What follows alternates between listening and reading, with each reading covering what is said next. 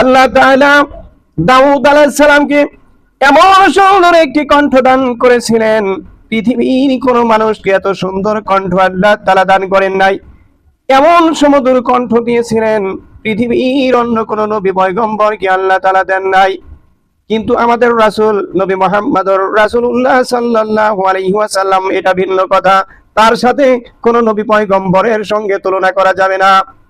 আল্লাহর হাবিব যখন পবিত্র মক্কা নগরীতে রাতের অন্ধকারে নিজের ঘরে কোরআন তেলাওয়াত করতেন, মক্কার কাফির মুশরিকরা রাতের অন্ধকারে নবীজির ঘরের চারদিকে জমা হয়ে চুপে চুপে আল্লাহর হাবিবের কণ্ঠে, সুমধুর কণ্ঠে কোরআন তেলাওয়াত শুনে যেত।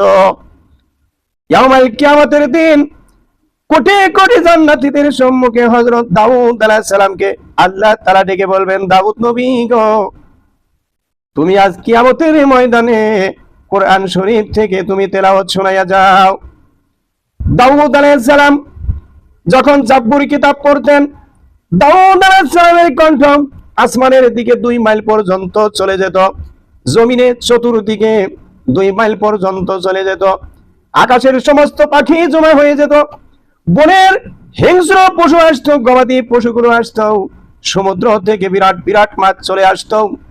2 মাইল বিস্তৃত জায়গায় তারা জমা হয়ে দাউদ আলাইহিস সালামের সুমধুর কণ্ঠে জাব্বুর কিতাব তারা শুনে যেত। ইয়াউমাল কিয়ামতের দিন দাউদ আলাইহিস সালামকে কোরআন শরীফ পড়তে বলবেন, কিন্তু ওনার সময় তো কোরআন শরীফ ছিল না, উনি কেমনে কোরআন তেলাওয়াত করবেন?